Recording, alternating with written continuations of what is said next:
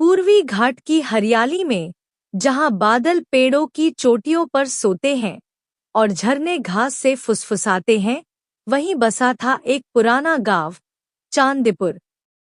यह गांव काई से ढकी पत्थर की झोपड़ियों, टेढ़ी मेढ़ी पगडंडियों और सुनहरी धान की लहराती फसलों वाला था। पर अब यहाँ बरसात वरदान नहीं, अभिशाप बन चुकी थी।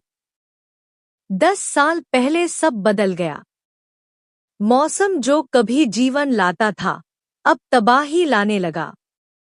नदी जो पहले गुनगुनाती थी, अब गरजती थी। हर साल बारिश आती और साथ लाती बाढ़, बर्बादी और डर। गांव के बूढ़े कहते थे, किसी ने कभी जंगल के देवता को नाराज कर दिया था। तभी से बारिश रुकना भूल गई। इसी गांव में रहती थी एक जिज्ञासु लड़की, गुड़िया। गुड़िया की उम्र 12 साल थी। छोटी कदकाठी, घुंघराले बाल और आंखें जो तूफानों में भी चमकती थी। जब सभी बारिश से डरते, वह नंगे पांव कीचड़ में दौड़ती, हंसती, मानो आसमान से बात कर रही हो। उसे लगता था कि बारिश उससे कुछ कहना चाहती है। कोई पुराना दर्द, कोई अधूरी कहानी। उसके माता पिता, किशन और राधा, गरीब किसान थे। उनका घर गांव के अंतिम छोर पर, एक पुराने वटवृक्ष के पास था, जहां जंगल की सीमा शुरू होती थी। उसी सुबह, जब बादल और भी काले थे, गुड़िया ने कुएं के पास कुछ अजीब देखा। एक फूल। पर यह साधारण फूल नहीं था। यह नीला था, चमकदार, जीवित सा। और बारिश अभी शुरू भी नहीं हुई थी, लेकिन यह फूल भीग रहा था। वह झुकी और तभी फूल की पंखुड़ियां हिली। फिर आई एक फुसफुसाहट। बहुत पुरानी, बहुत धीमी। मैं तुम्हारा इंतजार कर रहा था। गुड़िया डरकर पीछे हटी। कौन बोला? फूल की पंखुड़ियां फिर हिली। तुमने सुना, क्योंकि तुमने दिल से सुना। मैं वर्षा फूल हूं। मैं केवल उसी के लिए खिलता हूं जो नियति से जुड़ा है। गुड़िया ने आंखें मिचमिचाईं। बोलता हुआ फूल? यह तो सपना है। फूल ने हल्के से हंसते हुए कहा, बारिश की बूंदों जैसी झनकार में। सपना नहीं, एक कहानी। और तुम उसका हिस्सा हो।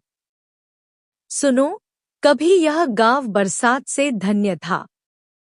फिर किसी ने जंगल की शपथ तोड़ दी। एक इच्छा चुराई गई। एक आत्मा को चोट पहुंची। तब से बारिश रो रही है। गुड़िया ने पूछा, कौन सी शपथ? कौन सी इच्छा? कभी एक बच्चे ने डर के कारण प्रार्थना की कि बारिश कभी रुके नहीं। आत्मा ने इच्छा पूरी की, पर वह बच्चा गायब हो गया। तब से वह इच्छा अधूरी ही रही। गुड़िया ने धीरे से कहा, तो इसे ठीक कैसे किया जा सकता है? सिर्फ वर्षा की संतान इसे बदल सकती है। और वह हो तुम। जब गुड़िया भीग कर घर लौटी, तो राधा ने उसे प्यार से डांटा और अपनी साड़ी के पल्लू से उसके बाल सुखाए। उस रात गुड़िया को नींद नहीं आई। उसने फूल की सारी बातें अपनी कॉपी में लिखीं। एक नक्शा बनाया, कुआं, वटवृक्ष और पुराने खंडहर। अगली सुबह उसने एक बैग पैक किया, गर्म दूध की बोतल, एक गुड़ का टुकड़ा, नोटबुक और पिता का पुराना रेनकोट। सुबह होते ही वह निकल पड़ी। फूल ने उसे कहा था, तुम्हें 3 उपहार खोजने होंगे। 1 बादल का आंसू, 2 उड़ती मछली का पंख, 3 हंसी की गूंज। इन्हें अंतिम गरज से पहले आईने की झील में लौटाओ। सामने जो रास्ता था वह किस्सों से भरा था, कुछ पुराने कुछ नए। घने जंगल के बीच एक पहाड़ी थी जिसे कोहरा हमेशा ढक कर रखता। उसकी चोटी पर एक पेड़ खड़ा था जिसकी छाल पर चेहरे उकेरे थे, कुछ हंसते, कुछ रोते, कुछ क्रोधित। जैसे जैसे वह चढ़ी, कोहरा घना होता गया। तभी उसे रोने की आवाज सुनाई दी। वह बादल आत्मा थी, गोलमटोल, सफेद और आंखें बूंद जैसी। मैंने अपना आंसू खो दिया, वह बोला। वह मेरा दुल्हक था और मैंने उसे गिरा दिया। गुड़िया ने धीरे से कहा, आंसू कमजोरी नहीं होते, वे आशा को सींचते हैं। आत्मा मुस्कराया और उसके दिल से एक चमकदार बूंद निकली, ठंडी, नीली, कोमल। गुड़िया मेंढकों की टर्राहट सुनते हुए एक छिपे तालाब तक पहुंची। वहां की मछलियां बारिश में कूद रही थी, चांदी, सोना, नीला। उनमें से एक के पास पंख थे। वह मछली हवा में लहरों से उड़ रही थी, पानी में हंसी छोड़ती हुई। वह गुड़िया के पास आई और बोली, तुम मेरे पंख क्यों मांगती हो? आंधी की आत्मा के लिए, ताकि गांव की पीड़ा खत्म हो। मछली ने उसकी आंखों में सच्चाई देखी।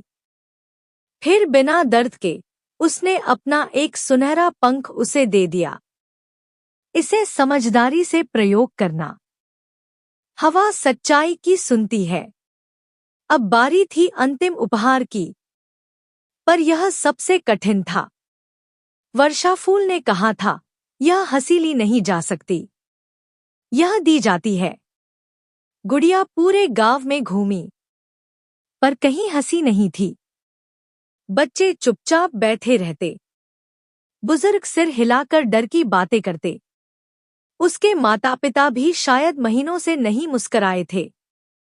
फिर एक छोटी सी झोपड़ी में वह मिली दादी छुटकी से।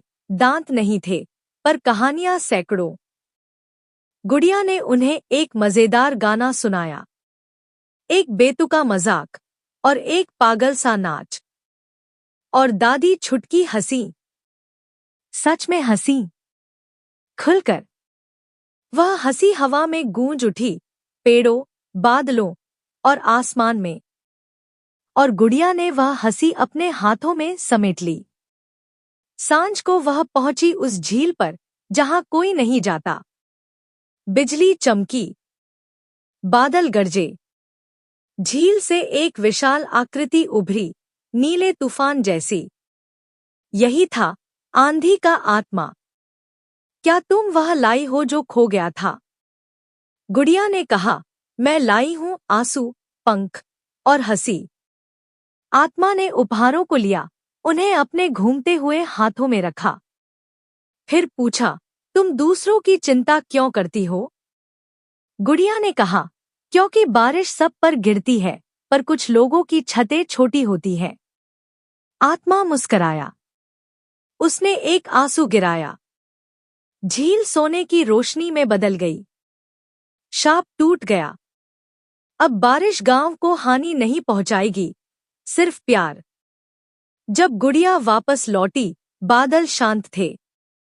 अगली सुबह सूरज और बारिश साथ साथ खिले। गांव वाले फिर उस कुएं के पास इकट्ठा हुए। वहां एक बार फिर वर्षा फूल खिला, पहले नीला, फिर सोने जैसा चमकीला। गुड़िया बन गई कहानी की रक्षक।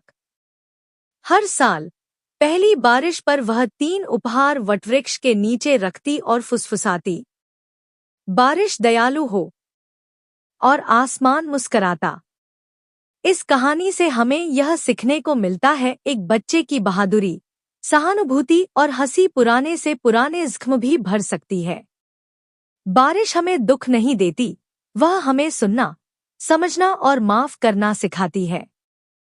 कृपया मेरे चैनल को सब्सक्राइब करें और इस कहानी को अपने बच्चों और दोस्तों के साथ जरूर शेयर करें।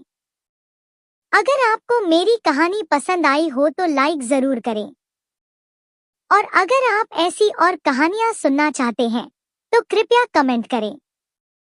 देखने के लिए आप सभी का दिल से धन्यवाद। अगली कहानी में आप और भी नई बातें सीखेंगे, तो खुश रहें और मेरे सभी दर्शकों को एक शानदार दिन की शुभकामनाएं। आप सभी को प्यार, धन्यवाद।